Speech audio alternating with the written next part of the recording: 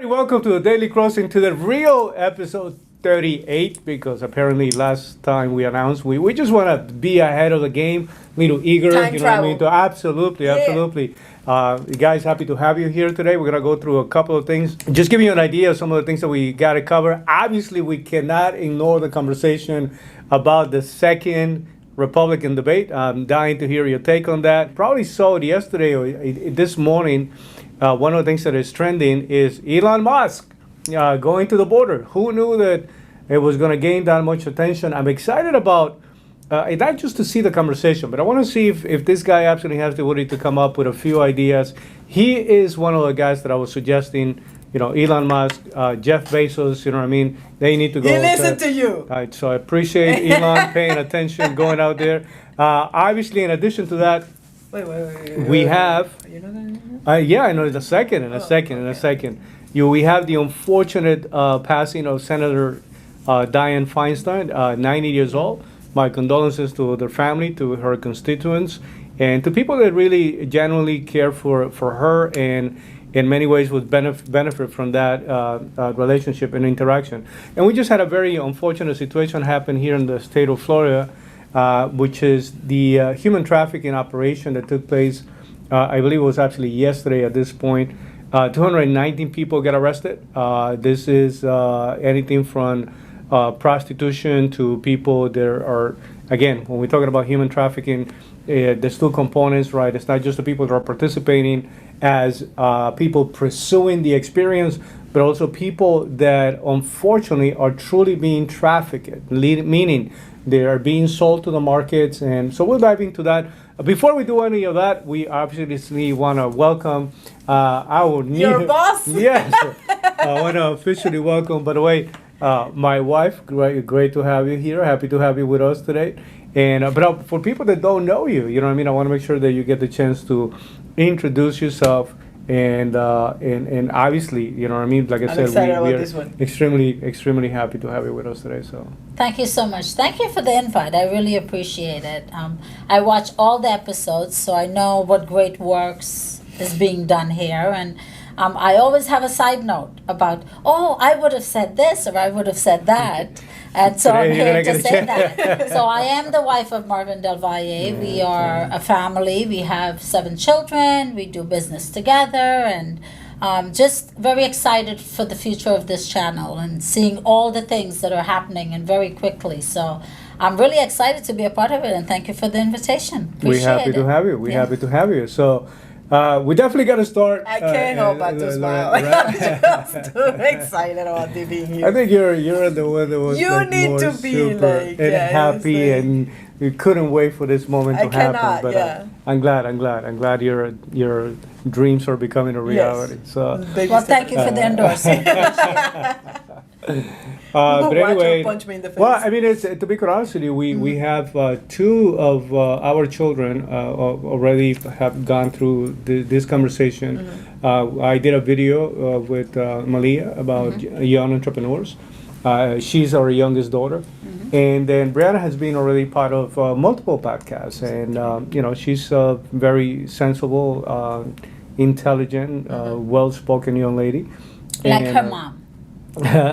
and so she definitely somebody that I know you have. What I like about this opportunity is that I know that you have very clear opinions about some of these things, and so I think it's going to be something new for everybody that's listening today. Lorena, we have to start with this conversation. The debate ended up provoking I mean, you're talking about different reactions from just about every different component. What's your overall, some of the takeaways that you were able to get from different people saying different things and your own perspective about what happened there? It was very anticlimactic in my opinion. I did too, even at the beginning, like the way it was promoted and stuff like that. I even forgot. I had to watch it. I didn't watch it live. I had to watch it the next day. And normally I would have made the time to sit down, talk about it, and make an event out of it. We will process it even right after, but that didn't even happen, which means it wasn't buzzing around the media. Not a lot of people were talking about it. I remember the first one, a lot of people were talking about it. And by the way, the social media that I follow and the people that I connect to. As far as obviously to get rid of let's go into who was the winners, who and look, for me, number one was Trump. The man not on the stage ended up still being a big presence in the stage. And it's just interesting that it just keeps on happening. Everybody was referring to it as a JV type of, VP interview type of, and Trump is like, forget it. I'm not even getting any of those guys as a VP. Okay, so let me ask you a question, but just based on that, because I appreciate you actually making a statement. Yeah. When this whole thing actually started, the first debate, everybody's saying, okay, so here you have a bunch of people that are essentially interviewing for the job of VP. Yeah. Right? Based on the performance of this, and based on Trump himself saying, I'm looking at everybody. Is there anybody there that you will go, that would be a phenomenal VP at this moment based on? Well, from the beginning, I always thought that Nikki Haley launched her campaign for VP, not necessarily for president. But she was one of the winners.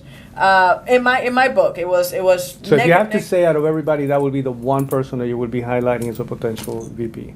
Probably, yeah. Okay. I don't think Out of that Trump group. and Out of DeSantis that group. wouldn't necessarily Fair get enough. along, obviously, for obvious reasons. But as far as the debate, Nikki Haley and DeSantis were kind of for me, neck and neck. DeSantis made some okay points when it comes to for the first time he actually had the opportunity to say something very passionate about how we're winning in Florida. And that was a good point that he made. Nikki Haley was just on fire, dropping bombs here and they're calling people out, getting into fights with everybody. Where that was Ramaswamy last time. That wasn't Vivek this time around. Vivek was just kind of went from calling everybody out to trying to tame we all get everybody. along? It's why can't we be friends type of thing? And it's no, bro, you started it, so you gotta be able to take it, take a punch. You cannot just pack one. You gotta be able to take it as well. And Tim Scott got a couple more words out there than he did on the previous one, and he went back and forth with a couple of people, so that was interesting.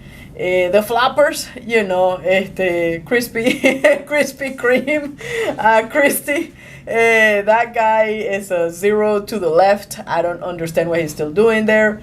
And a bigger flop is what's his name? The old VP. Mike Pence. Mike Pence. Jesus, he's trying to be funny. He really isn't. And I don't remember. Man, that North Dakota guy. He is so nice, but I cannot even remember his name. Governor. Yeah, is, is it North Dakota? I don't even remember Yeah, the it is state. North Yeah, it is North Dakota. Doug, I liked him. Doug Bergen. There you go. Maybe it's because I cannot say his last name, but man, he's such a nice guy. And he makes some sense. It's just I don't think he's very.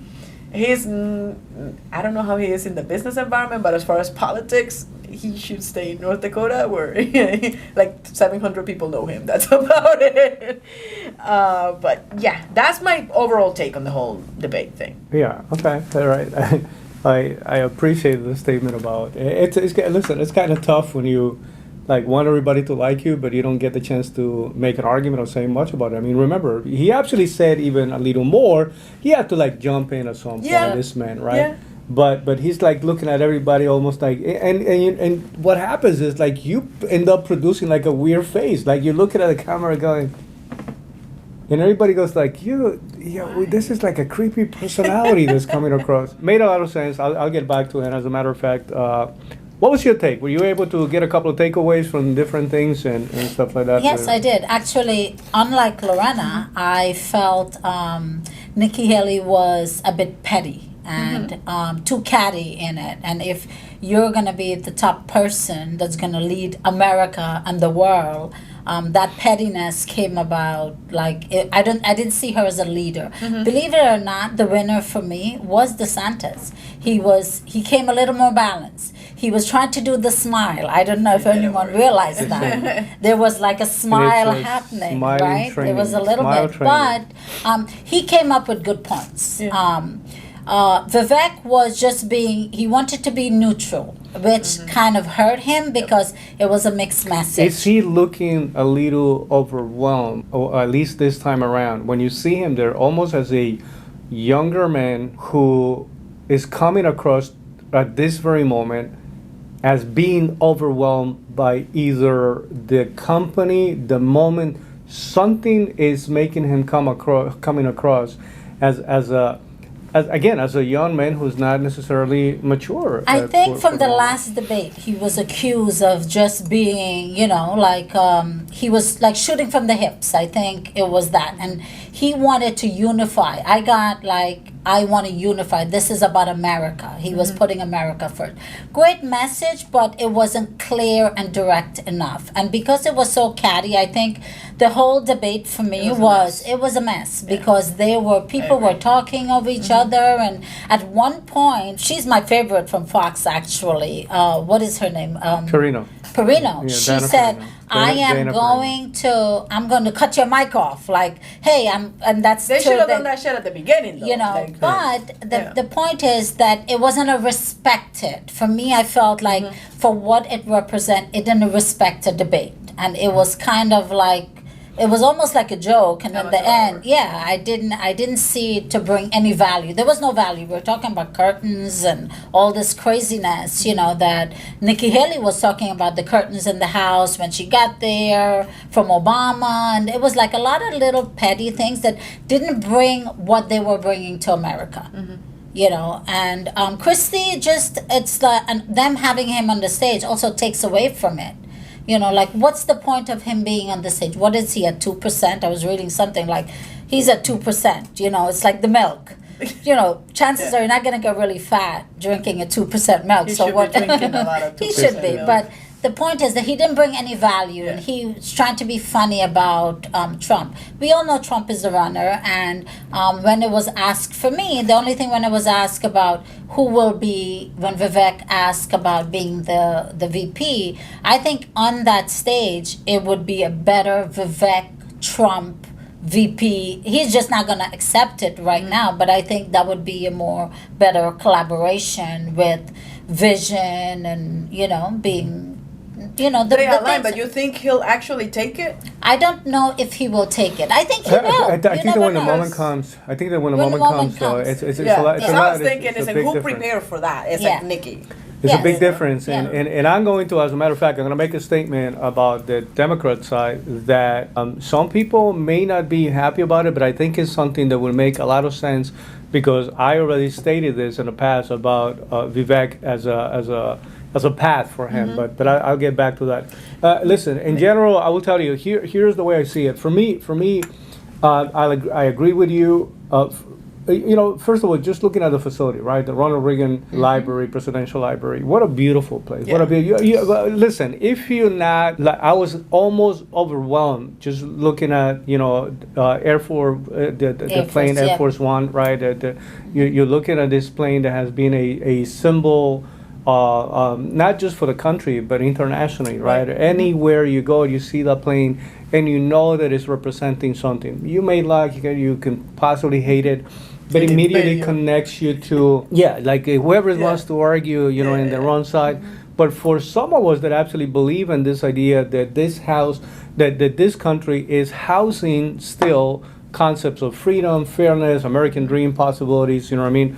Yeah, those are, I'm a guy that enjoys symbolism, right? So just to watch the whole thing was just impressive, But beautiful. precisely because of that, didn't you think that I was expecting a better debate? So, but precisely because of the venue, Right. I am like, this is going to be killer. One of the best and I think debates. it's almost Yeah. like disrespectful to the Yeah. venue Yeah. that it To was the like, location. By the way, they didn't talk about anything that, like, not a lot of the points that they talked about was actually relevant to, like, what affecting How about we talk about Americans today. How about we talk about the legacy of Ronald Reagan in that moment, just as a portion of the conversation. Oh, How what did, he has how done, did we go? you know. How did it go over everybody's head? Just to be able to say for a second, hey, how about let's talk about some of the biggest accomplishments and why those accomplishments were good for the country then, and they will be good for the country now, and how they will make that much of a difference. It was unbelievable for me to see that nobody really took advantage. Even the small clip that they played about immigration, which is also a little bit dishonest because it is that time. Let's make it very clear. Under Ronald Reagan, there was a moment where the amnesty was introduced, Yes, yes. and a lot of people benefit from that, right? But at the same time, by the time he was done with his tenure, he basically regretted doing that because then he was afraid that no real solution, like my argument, right? No real solution has been introduced, Yes, that's true. and instead of being a real solution, it just became kind of like a magnet, right? They are going to do it again. And that expectation that they are going to do it again, at some point another president is going to agree to amnesty, is going to become the reality, and that just makes the problem a little bigger. That in one end though, but I will tell you, I agree with you. The real winner, undeniable at this point, the separation is just so much. And when you're looking at the contrast between Donald Trump and everybody else that was standing there, you said in many ways is the strength of the personality, this is a guy that I think everybody's going to have to accept the idea. And for people that are struggling with that idea, the sooner that you come on board, because if you're talking about what is the real issue, right, there's a lot of policies right now that I couldn't agree to be able to support the Democrat Party. There used to be a time where I was, right, it's a 50-50 type of situation, right? I agree with this, I don't agree with that. But at this point, some of the issues that we're dealing with is becoming now like an 80-20 type of thing. I only agree maybe in a 20% type of level. Sure. And that is the layer of the conversation that I'm going to continue to have with everybody. As far as winners and losers, right? I mean, from the people that were there, what DeSantis was able to do this time around, and he does a phenomenal job whenever he gets into talking about policies, right? Not only what we've done out of the state of Florida, but here's what we are thinking about doing. He is very clear about policies. That personality-wise, he still, struggles on terms of, and he is this one guy, and man, this just trying to governor. smile. The governor from California, right? It's like, listen, this is It's like a Chandler smile. This governor of California already labeled DeSantis as a reluctant candidate running for president. He said, I think he was pressured. Gavin Newsom, right? What the hell was he doing there, though? But he's guy. That's his Listen. state. So let me tell you what my theory is. That was his Let me state. tell you what my Get it, theory but is. it's like, Let me tell you what my theory is, right? So In-N-Out Burger. Look what's He actually brought In-N-Out happening. Look what's burgers. actually happening with everybody else, In-N-Out right? burger. By everybody else contesting Donald Trump, at the time that Donald Trump is getting hit with a baseball left and right with everything, I mean, this man is being hit. Yeah. They throwing They're about to everything go at him. after They his throwing money. at him not only the kitchen sink, they throwing the whole kitchen at him. You know what I mean? And so this would have been a moment where everybody would have, if everybody would have just rallied around and say, I am not running because I don't agree with what's going on with this man.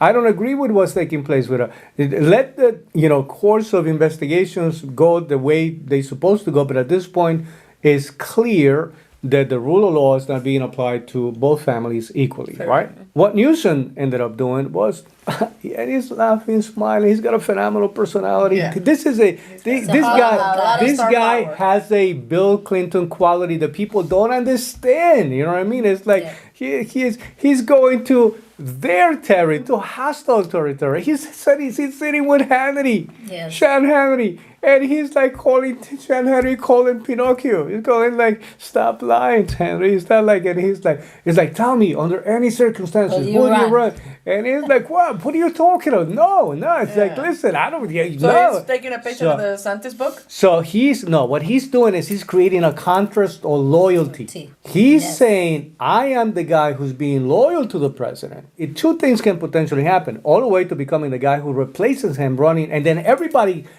can literally say, he was loyal up until the point that the president himself have to say, you gotta come in. You gotta Tag me in. Second, So he's like, tag me in, coach. how about he replaces Kamala?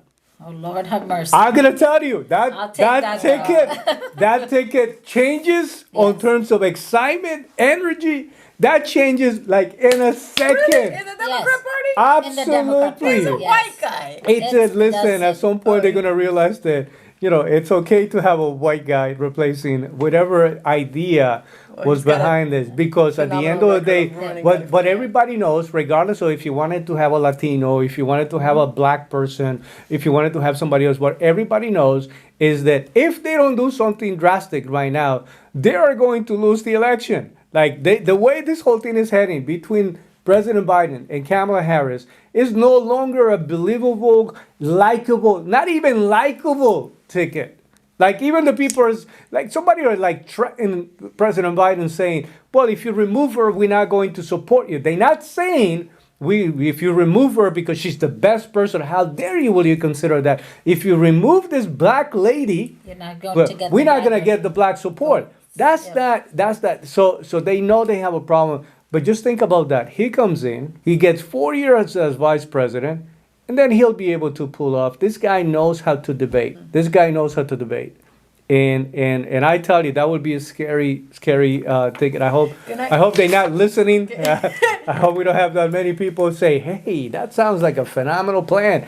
But Can go I ahead. say something? You know what I love? And it was so refreshing to hear a lady that sounds like me at the debate stage with the lady from Univision. I'm like, wait a minute! Like, somebody has an accent. So, honestly, I forgot to A little mention too it. But sensitive for me, which but is like I get it. the undocumented. No, illegal aliens. Yeah. Don't. That's what I was Look, before look, became. look. All right, young lady. Hey, Yes. breathe. It's Univision. Univision. The fact that they're in a Fox event is a big freaking It's a big deal. Yeah, it's a big Yes. deal. I think that was a big win for the Hispanic community because I have never seen Univision. And then also it's a telltale where Fox News is at, that they're attracting this type of people as well.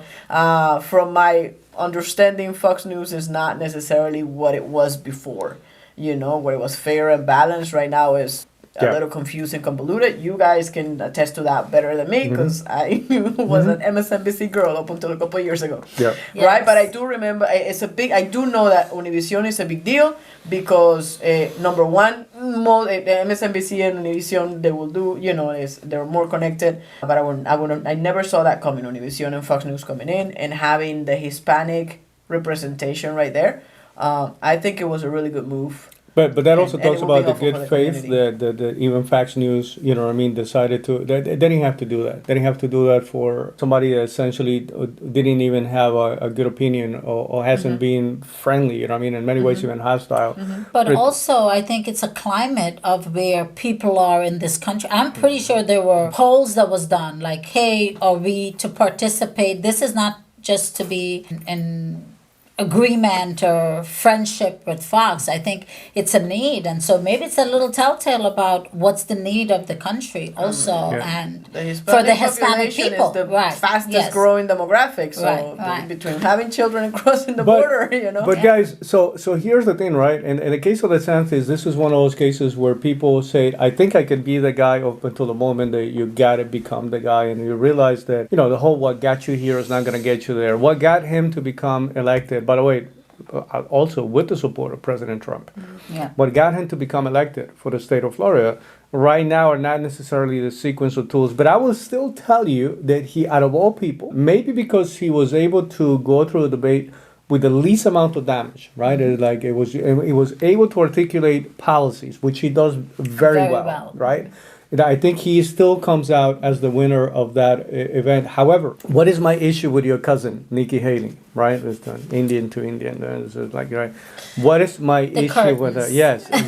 In addition to the fact that we never agree on the color of the curtains also. in the house, by the way, yeah. this is the Del Valle household. There's nothing to do with the debate. So I opposed to taking the moment to say something to the person to introduce a policy perspective, which she knows out of everybody here, the only other person that I would say is qualified at the highest, not only because she was a governor, she was a UN representative, you know what I mean? Like, you're talking about somebody who truly is a statesperson, right? And that she could have addressed the individual and then immediately use it to introduce the policy. She ended up staying in the personal attack level, Yes. which, like you said, comes across petty, and that to me, even though that she was able to argue and came across as being the person that was ready to fight it out, even though I'm still got to put her on the winning side, I think this is one of those occasions that she ended up hurting herself more than helping herself. Like the last debate, I think she did better because she was able to articulate and made it very clear that she was going after Vivek, right? Now, with that being said, she would probably, out of everybody sitting there, would be She a called him out, she's potential like, I get dumber listening to you. potential. Yeah, that was nice. That sounds That like, really. but that sounds like a I third get it. grader It was saying funny. to another. It's a horrible argument because it goes back to what ended up causing Marco Rubio losing, like what the whole hand size of Yes. trying to make fun of that. It's like there's certain things that you don't expect from certain people. Like listen.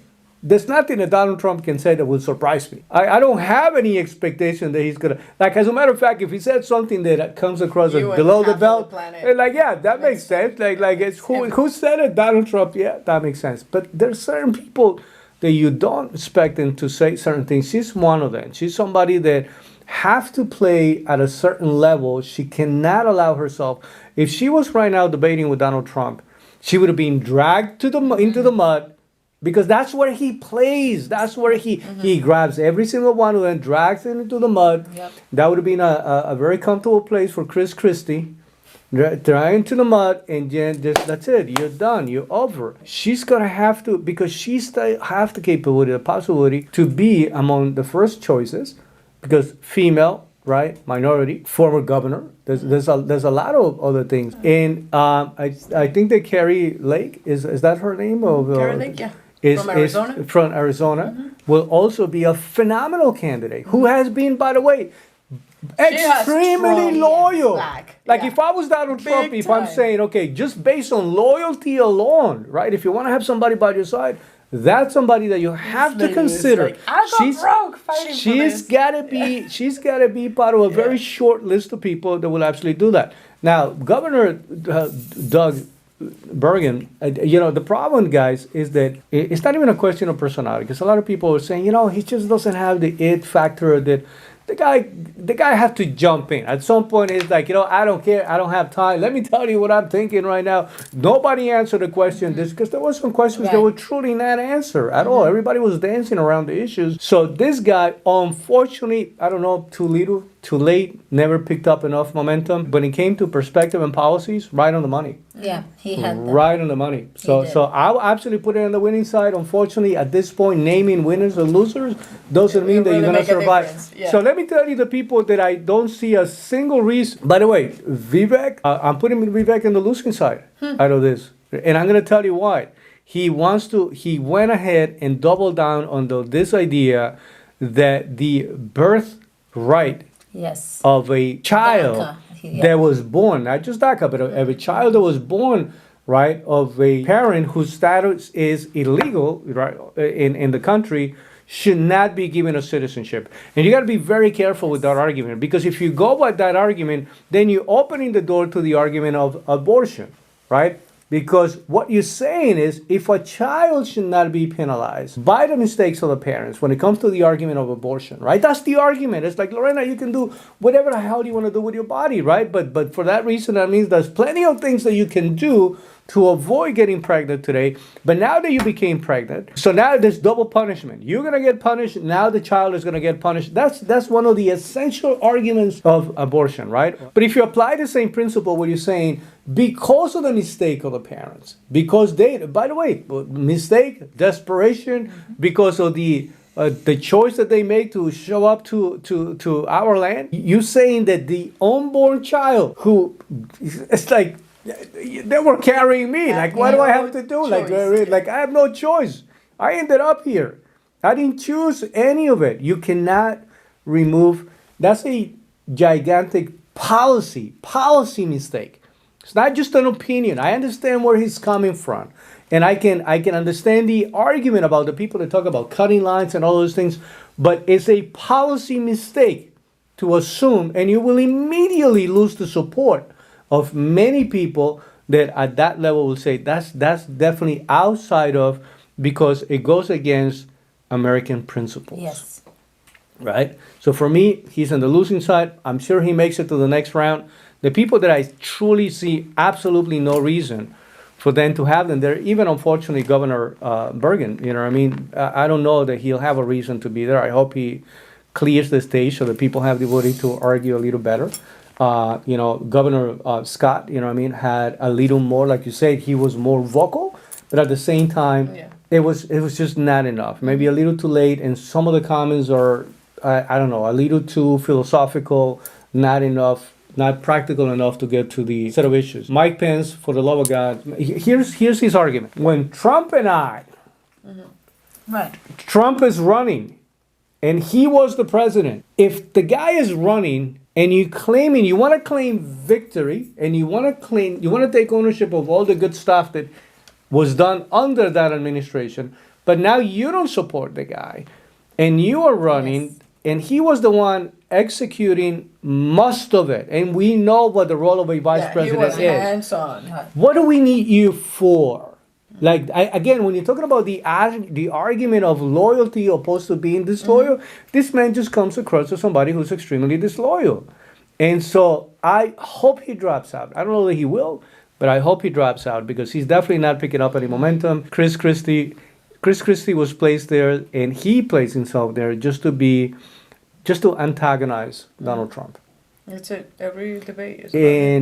And if you actually believe, Ermine, that, and I will say that there was a time where I remember during the time that he was governor of the state of New Jersey, I found him to be even a little funny sometimes, you know what I mean? And some of the things that he put forward were not necessarily bad policies. But you can very easily spend a good faith currency that you built through many years, and I think That's very that's true. one of the things that he's actually doing right now. I will say for himself to preserve his own legacy And the party's legacy as well. right? and to hopefully leave the door open to have a positive participation when it comes to the future of the country. I hope he drops out. I hope not only he drops out, but I hope he stops playing this idea that by attacking Donald Trump, I am helping the country. You're not helping anybody, but especially you're not helping yourself. And I think that that's one of the things that we got to consider. Now, let's go back to Governor Newsom, state of California. Most of us from the outside, we will agree that what's going on over there is a freaking mess. terrible. It Yeah. is. It's terrible. And by the way, people vote with their feet. If they have that many people moving out, if they moving out of the state, That's a good philosophy. they are That's a letting good- you know. They are freaking letting you know. U-Haul's Employee of the Year, Gavin Newsom. Yeah, but the guy For 2 is years in a row. but again goes back to the idea that he is such a great debater. That he sat with Hannity. He sat and said, He's "Hey, a great listen." communicator.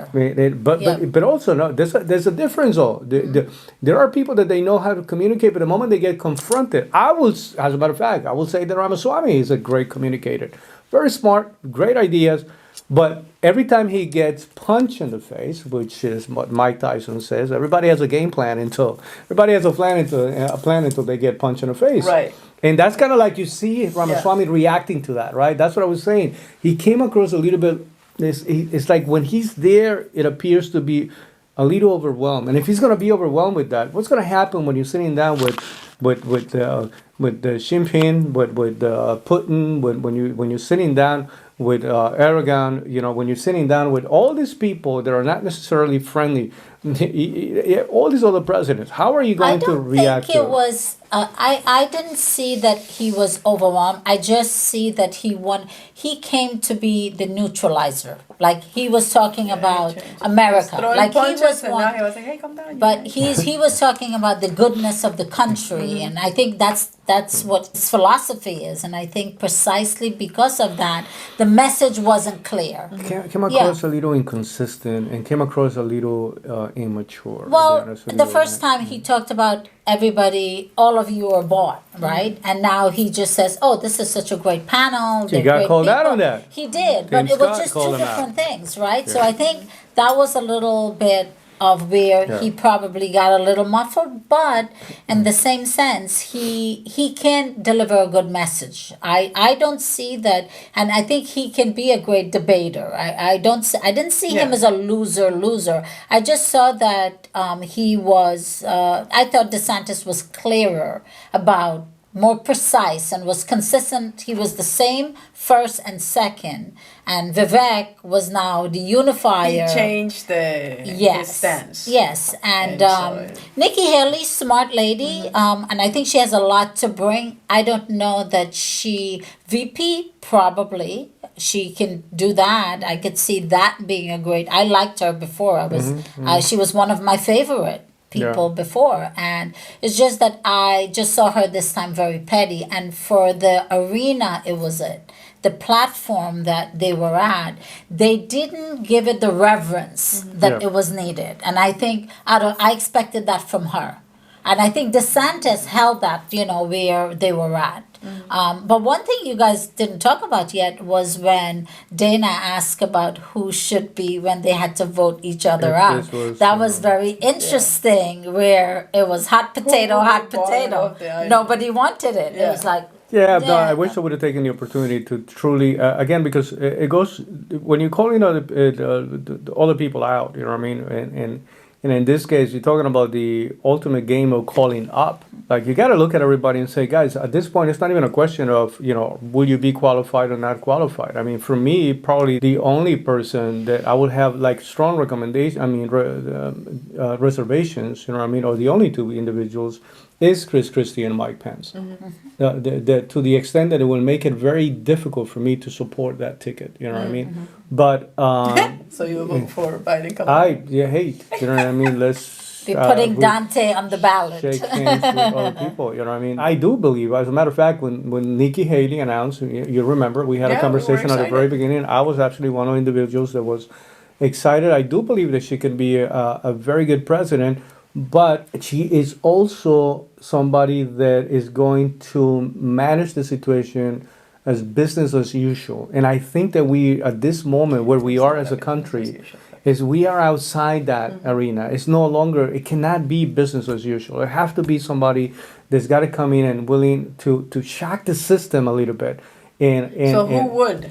Well, for me, Outside of Trump and yeah, Vivek, yeah. that Obviously, clearly Donald stated Trump, Vivek will definitely do that. I think that if we go in that arena, then that's what this other governor. Most people don't know enough about him. Like dog. Most people, He had some he good. actually I mean, had I a- get it. his- Yeah, but it's Yeah. like, Yeah. And then you also have some other people that are not necessarily in this conversation that can make a little bit of a difference. DeSantis, I think that DeSantis will be able to operate a little bit outside of just because he has proven that here, you know what I mean, in the state of Florida. But anyway, listen, guys, we're not going to be able to solve it.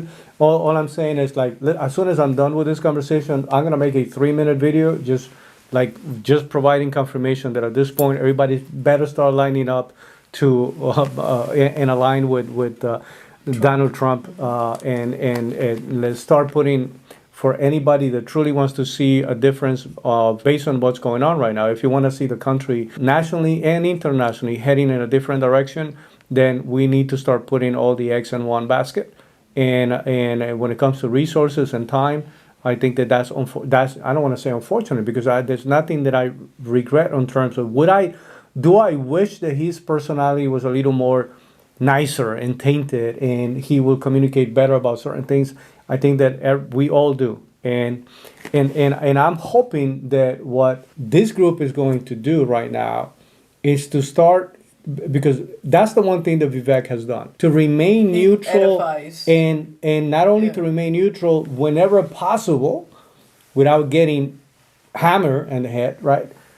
He said positive things about Donald Trump. Yes. And that will give him, because right now, that is my problem. My problem is I see not only a young man, but I see a young man that doesn't appear to have the depthness and the maturity to be able to handle some of the moments that will be connected with that office. Bro. And so that coming in as vice president will give him the opportunity to mature Sure. into.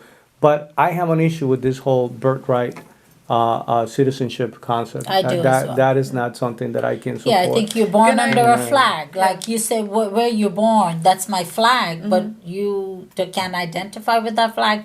That was a bit shocker for me, for his. I have 2 questions, and I agree. I agree with that. I just wanted to see how you process it. The Correct. first one is, there's a lot of people. I know multiple people personally Mm-hmm. that literally they came in, gave birth in the United States, Correct. and went back to their country just so that their kid could be a Correct. U.S. citizen. So there's that. Again, whose fault is What that? is your Whose fault is the it? country? But there's two The people parent- here. There's That country two, is right? one. Country and the The parent. policies of the country, right? Our immigration policies are a freaking disaster. The But second somebody, thing, by the way, the second most of the thing people is, that gave birth, most of the people that I know that gave birth here, Yeah.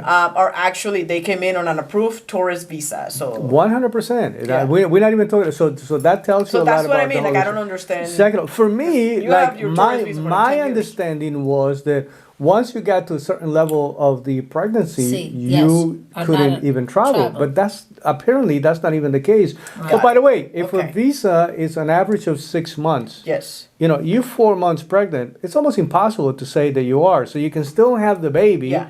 go back home, and still not go past the time limitation Yeah. of those 6 months. You know Yeah. what I mean? And so the problem system. Second of all, listen, the parent, right, is the one who's making the choice. The child has nothing to do with the choice making process, and even with that, I cannot fault the parent because what they saying. Let's assume that what the person is saying, which I believe truly that is the case for most people. I just want my children to have a better life than the one I had. Yeah. I agree. I just wanted to have better choices than the one I had. I just wanted to have better opportunities than the one I had. How do you fault that? How do you know what I mean? And so, but again, you have, regardless of whose fault is it, it's definitely not the fault of the child. right? It's not the fault of the child, totally the fault of the system.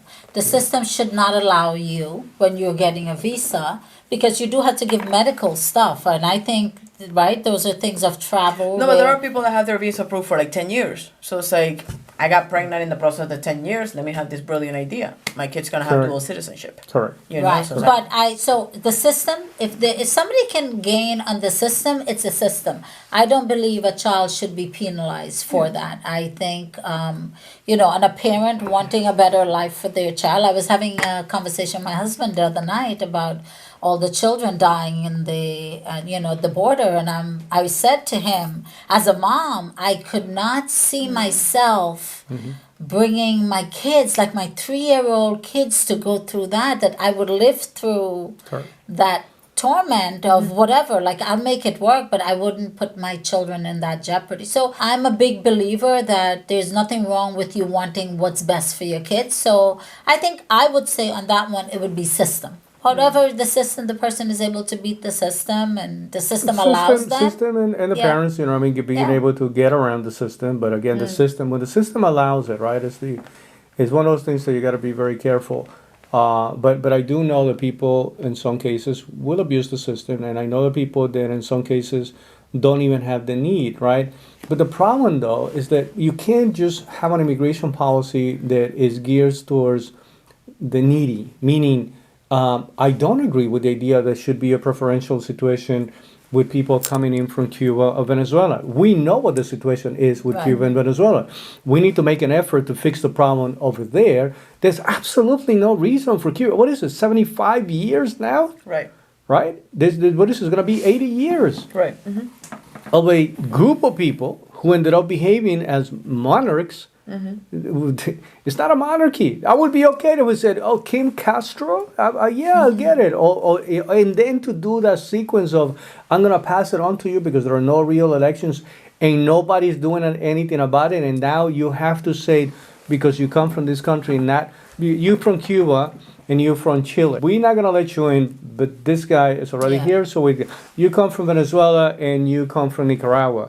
Nicaragua, you're not, well, the two of you, but are you from what was the Costa Rica? We definitely, no, you don't have any problems. If the whole immigration process is, we are going to take the problem people, right? Because at this point, Lorena, if people that left Venezuela in the first 5 to 10 years of what was taking place with Chavez, once they realized this is not going to go the Right. road. It's like the people that are trying to come from Colombia right now. They are saying, we don't know what's going to happen with Petro. I will take those guys. Those guys are looking for liberty. Those guys are looking for, again, capitalism. They want to stay in that system. But when somebody 30 years later, like the younger generation, look at what's going on in New York right now. Yeah. Look at what's going on in New York. Look who was the guy who had the incredible lack of common sense. I would have beat into a pole if I would have seen the guy planting a flag, crossing the freaking border, and I'm going, what the hell is wrong with you? Like, you asking, take me in, because I'm running away from something, but let me show you the flag of the place that I come from. That's completely disrespectful. If I would have been there, I'm a border patrol, I personally grab you, pack you in a box, and go back to wherever you come from, because that is, again, that's what I become concerned. What are you taking in from Cuba today? What is the mindset? What is the mentality? What are you taking in if you're taking a 21-year-old young man coming in from Venezuela at this moment? What mindset? That's all they know. So what are we bringing into the country? We opening the border to something that's not looking for freedom. It's not looking for American dream. It's not that they're looking for a new system. They just know there's more money over there. Let me get out of here. In Venezuela, this man, Maduro, who everybody claims he's an idiot, not that much of an idiot. He's saying, guys, go. Hey, just keep going over there. How about we do a little quiet invasion? Not so quiet. And then remember to send money back into the country. Okay, don't forget to send a lot of dollars once you stay.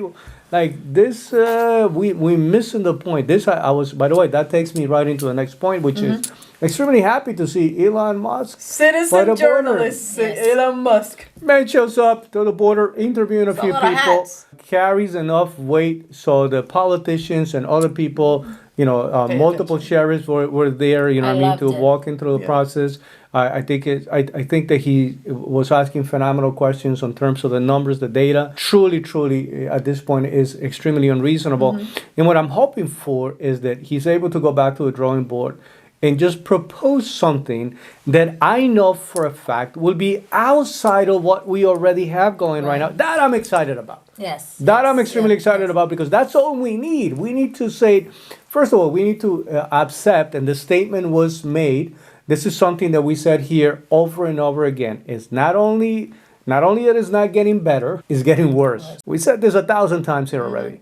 So to hear that at that level, super excited. Second, for people that are living it.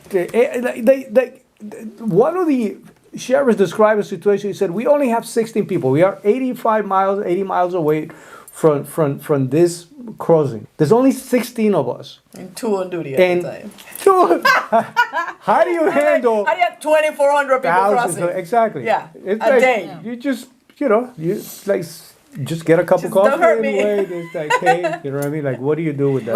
Welcome. Yeah. So I'm happy that he took the time. Most politicians sitting in Congress and the Senate haven't taken the time to go to the border. What do you mean? Shame AOC went to the cage. She was crying. She was saying, let them in. And now, I don't know what she's saying these days. But what do you think the outcome? I am excited about. Yeah, I think you're going to have, this is somebody who's good with changes and implementing, and I am excited about what is going to be the message to go out. He not going to be left, not going to be right. I think I am looking for a very real answer, like a real observation, if you want to say that, and real recommendation based on what he saw, because this is a guy of innovation. You know what I mean? If you think about, he's the number one person innovating. So what would be the recommendation?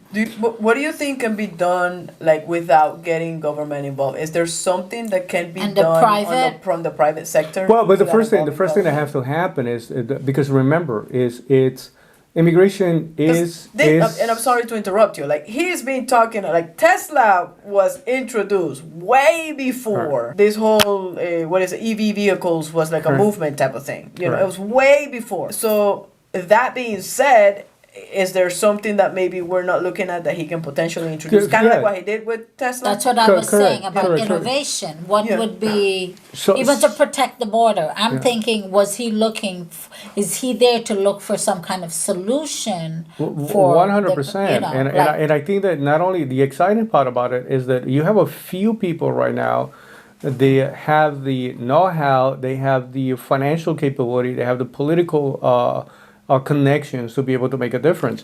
And this Republican Congress that we have right now, the best thing that they can do is to try to get him in front of them as soon as possible. What did you see? What is your opinion? What would be your recommendations if you have to? Because that's what has to happen. Because at the end of the day, immigration is federally governed. It is the federal government that is responsible for securing our The border, borders. and in addition to obviously every single one of the governors having the responsibility to.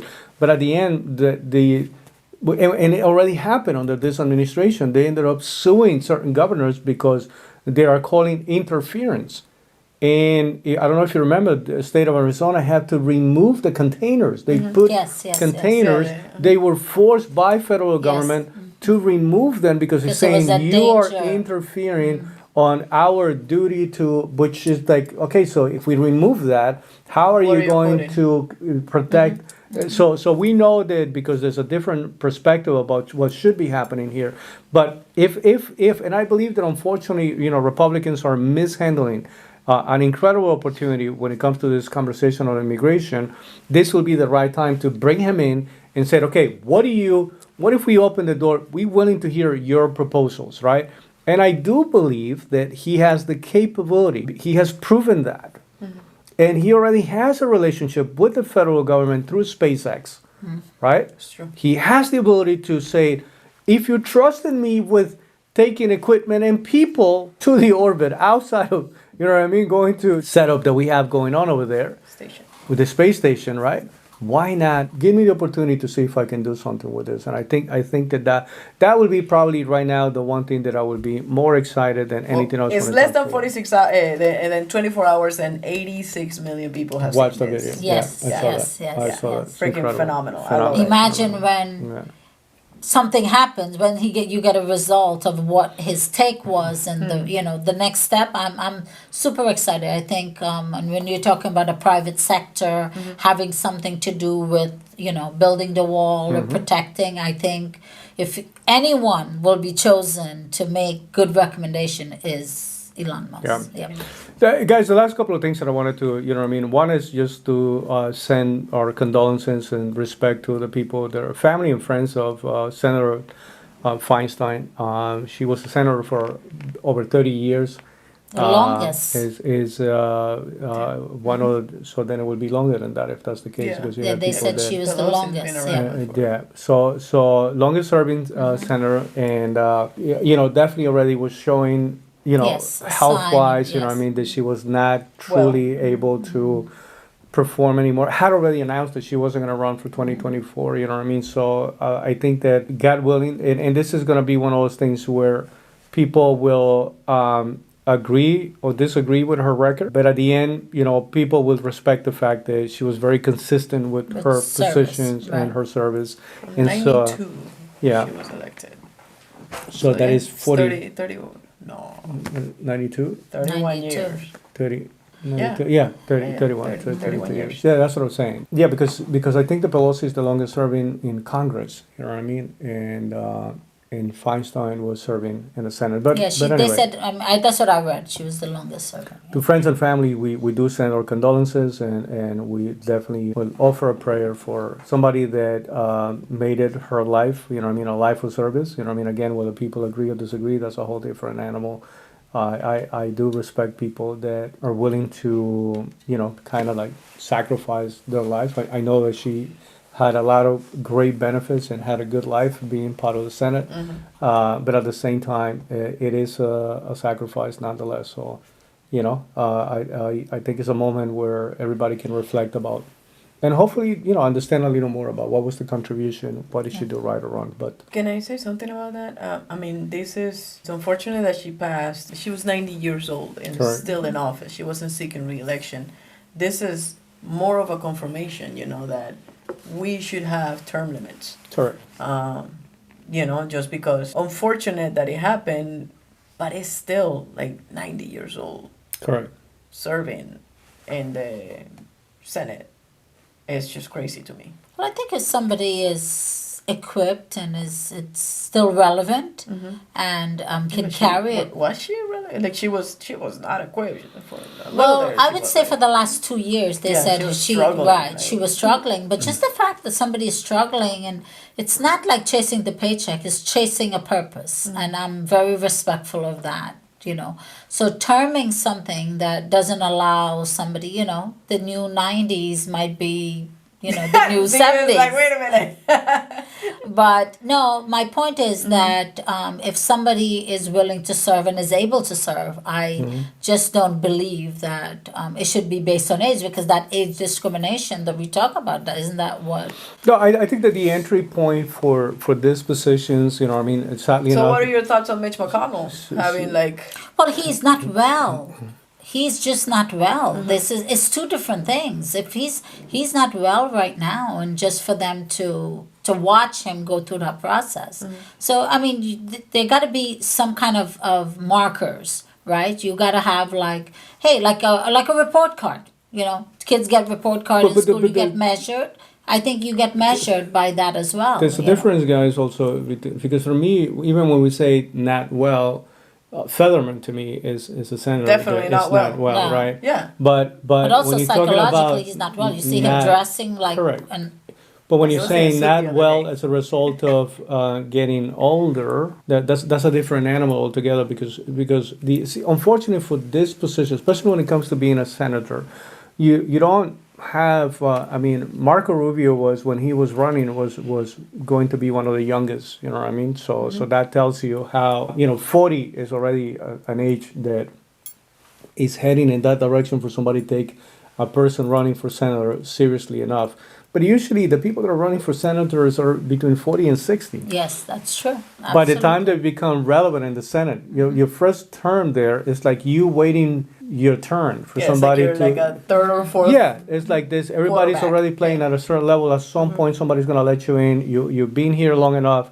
We're gonna let you become part of this or become part of that conversation. So you gotta be at least 2, maybe 3. And that was my point. My point is that 3 terms is a reasonable amount of time. That's 18 years when it comes to being a senator, because it's 6 years per term as a senator. That's 18 years. That's it. Somebody wants to be extremely generous, they said, all right, how about 4? So the person if you started at 50 or 74, all right, so 75 years old. Because there's got to be a limit upwards, though, because when it starts going into this, and maybe people will be around longer. Maybe people will be around, but when it becomes clearly apparent that the Right. person is already struggling with that, everybody else needs to make an effort to say, okay, how do we? Because this is going to become an issue. You have a lot of people that are Yes. aging Yep. right now in the Senate. the Senate. And maybe at the end of the day, can I tell you, out of the whole political debate that just took place with the Republicans, what I was excited about is just to see maybe some potential new leadership coming up that, I don't know what the Republican Party is going to look like 10 years from now, 12 years from now, but I think there's going to be some new, fresh faces up and coming. I think that's always extremely healthy. But guys, moving on so that we can close this, state of Florida just had a little bit of, some people want to say it's a little bit of a black eye I don't think so. I think that if you want to get a better understanding of what rule of law, right, and the respecting law and law enforcing the laws, blue. right, and backing the blue and really doing things that makes it very clear that there are certain things that will not be acceptable here. So the concept of human trafficking is, I mean, you're talking about because it gets very touchy, especially after this movie, right? The Sound of Freedom. When you're thinking about children being involved in the process, that's a significant problem, but people want to laugh about it. It's like, well, you mean somebody's still pimping people around? And like, yeah, it's called human trafficking. It's not just called, pimping in a funny way, where somebody is forced to, whether because they are indebted, or again, a lot of these people that are coming in right now, or people that grew up on environments where they didn't have the proper support of family, parents. There was no principle whatsoever about right and wrong, good or bad. no relationship with anything that will guide you, whether forget about just church and God, but no environment that gave you the opportunity. I grew up, I know people that can literally say, man, it's a miracle that I'm alive. Because I grew up in places that were so bad. Like every time I came out to work or went to school or whatever, like everybody doing drugs, getting robbed, getting like, there's some rough neighborhoods, right? And so those things, those places do produce trouble situations and Right. trouble people. The fact that 219 people get arrested, Yeah, it's crazy. right? And that the overwhelming percentage of that is the people that were actually soliciting prostitution, right? Which just again tells you there's so many things that we can talk about that issue. But I just want to address the unfortunate position where a lot of, and this is females, 99%, I don't know any of the cases implied same sex trafficking, but it was kind of like females that were being exploited. People that in some cases had a debt to somebody that was forcing them to, that was a way of, or for some other people simply turn it into a business. Hey, this, you can make some extra money, this is how you're gonna do it. Every single one of the elements that were involved here from Florida for law enforcement, again, the office, the sheriff's office that handle most of this situation. You have Disney employees, you have Florida teachers, you have people that unfortunately got dragged into this whole situation.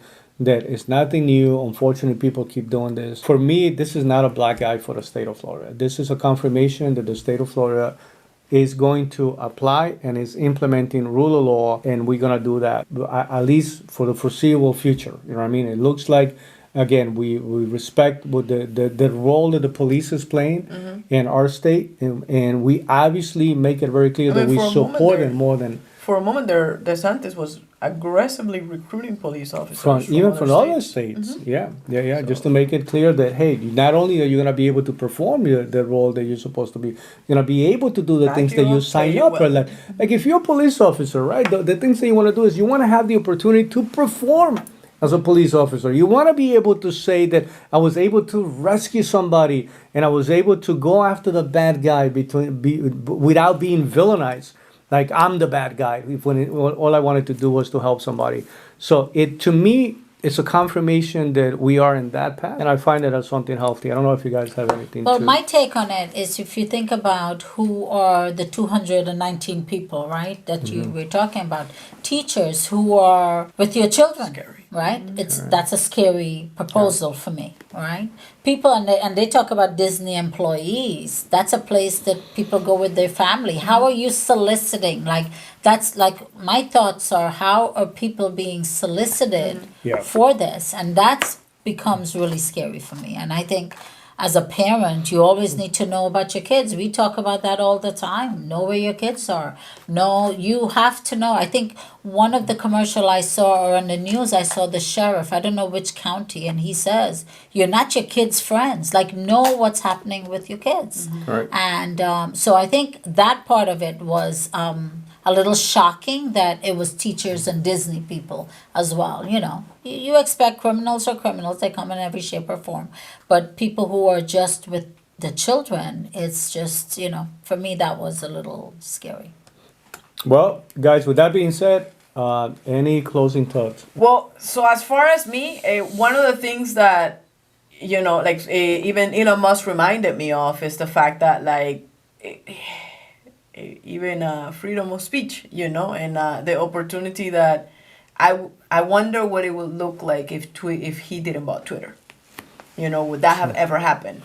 And so I start thinking about that and the level of gratitude that I have, even for this country, the fact that we have the opportunity to have an entrepreneur that says, I want to make an impact. I want to defend freedom of speech. I buy a platform. And not only that, I'm going to go become a citizen journalist and do that. So it's an invitation for everybody. If you see something, say something. I know that was a campaign. I don't remember for what, but I do know that at the airport, they talk about it a lot. If you see something, say something. So citizen journalism is something that is opportunity that we have in this country. It's not the same thing in my country. A lot of the stuff that somebody will record and say, you cannot even put it out there.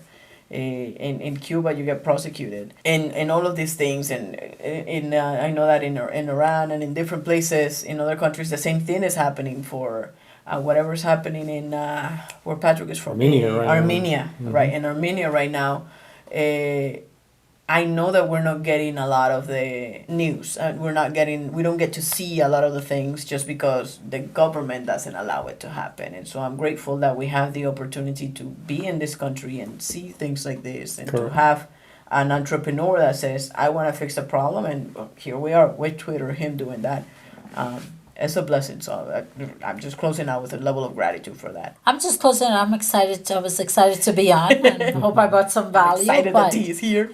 But lot of good points you have, and all throughout your process, it's funny because I had the head nodding, right? Mm-hmm. So probably all through the video you'll see that, because I could see how passionate you're about each one of these topics, and I know all the homework you put into it. It's not just you wake up and you know the things that you know, and I'm grateful for that. And like you said, I think for me, it's not just the Elon Musk. I mean, that was going to happen eventually, and sooner than later. And I think sooner now, end of the year, next year, election year. There's a lot of things on an onset. None of these things happen by accident. They all happen by design. So I think timing was great for that.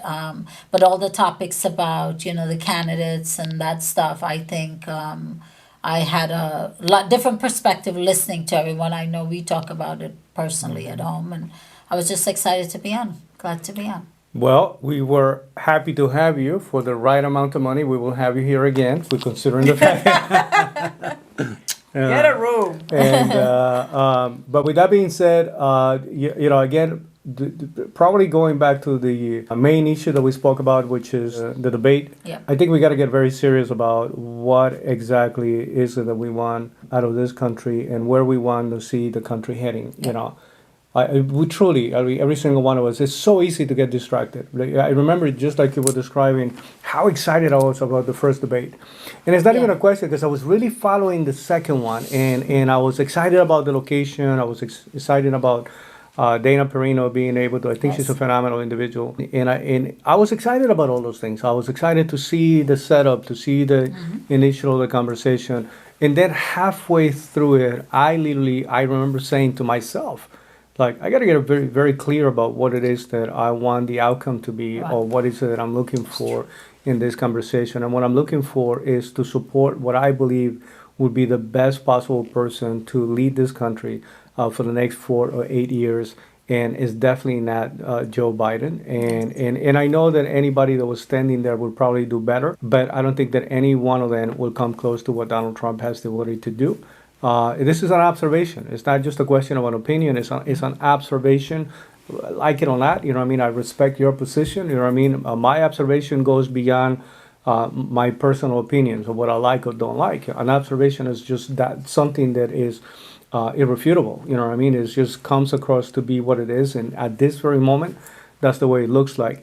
And I think that one of the reasons why this is important is because the whole issue that we are concerned about, which is how the immigration process is going from bad to worse, we need a different set of hands, a different group of people to be able to handle that. And I think that knowing what's taking place and to be able to see it from his perspective, with the support of some very smart people, I think we have the capability to handle this better, to do it in a way that we respect the rule of law, and we can do it humanely, because let's not forget that there are real people, real moms that are looking for the future, to improve the future of the children. And then you also have children that are going through this process. It was breaking my heart to see a mother putting a cardboard box on top of her back to cover her daughter, to be able to be literally Go under go under her body, because those little cardboard box, you're still getting tagged, like you're talking about the ultimate pain. It's like, that's what it looks like when somebody is looking at their reality and saying, I'm willing to take that to make sure that my daughter has a better future, and I'm willing to pay whatever price. We can do better. That's the ultimate message here. We can do better. We can bring the idea of the daily crossing is to bring different concepts and different ideas, different opinions, different perspectives. We cannot agree. It would be extremely unhealthy for all of us to believe that what's taking place there. It's a good thing.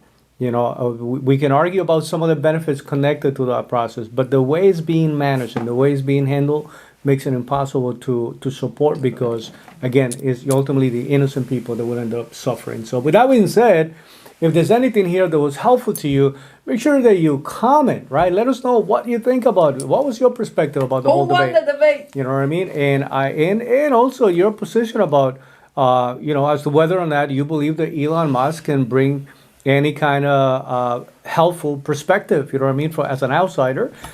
Comment, pass it around, you know what I mean, let everybody know that we, and I'm deeply grateful, our channel is growing in a healthy way, so we appreciate your support.